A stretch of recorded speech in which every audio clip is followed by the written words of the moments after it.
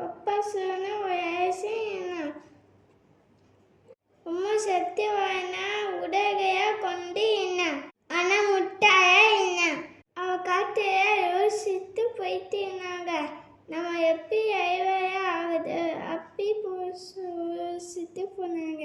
நான் எதை காத்தைய நினைத்து வந்துட்டே இருந்தாங்க. நான் ஐவாயா ஆகணும், என்னை யாருமே அழைக்கக்கூடாது. அதுக்கு என்ன பண்ணது? பப்பாசுர நாதகிட்ட கேட்டாங்க. நீ சிவசாமிய தவம் பண்ண அவருக்கு ஒரு அயவோ தபமோ தருவாங்க, வரம் தருவாங்க அப்படின்னு சொன்னாங்க. ஒரு பப்பாசுரன் ஒரு அரச மரத்துக்கிட்ட ஒரு பெரிய கையை உட்காந்து தவம் பண்ணிட்டு இருந்தாங்க.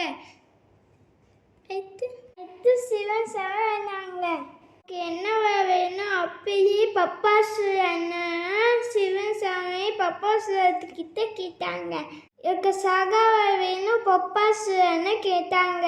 அது ஏற்கைக்கு உருவானது, அது உனக்கு தர முடியாது அப்படின்னு சிவசாமி சொன்னாரு.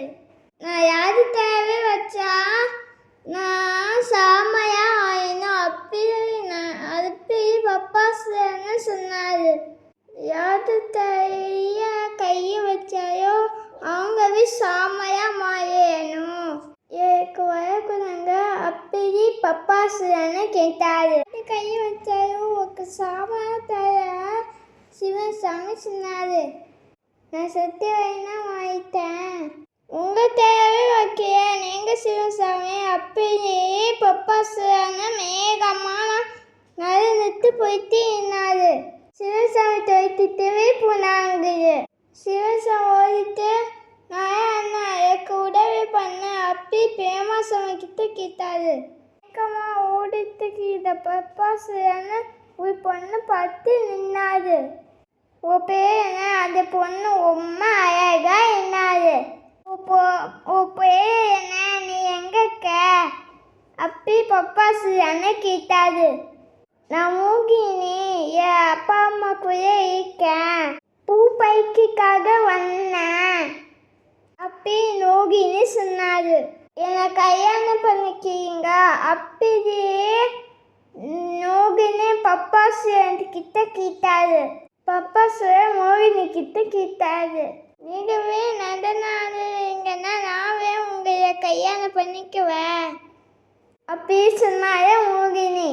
நடனம் ஆட தெரியாது அப்படி பப்பாசுரன்னு சொன்னாரு. நீ என்னை கத்திட்டு நடனம் ஆடுன்னு மோகினி சொன்னாரு. மோகினி நடனம் ஆட அப்படி பப்பாசுரன்னு பார்த்துவே நடனம் ஆடினாங்க. தன்னை கையை கொண்டு போய் தலைய வச்சாங்க. அப்போ பப்பாசுரன்னு தய வச்சுடனே பப்பாசுரம் சாமயமாயி ஆயிட்டாங்க. அப்போ மோகினி பேமாயா மாறிட்டாங்க. அப்போ சிவசாமி பேமா கிட்ட வந்து நன்னின்னு சிவசாமி சொன்னாரு. வயம் குதிக்கும் போது பார்த்து வயம் குதுங்க பேமாசாமி சொன்னாரு.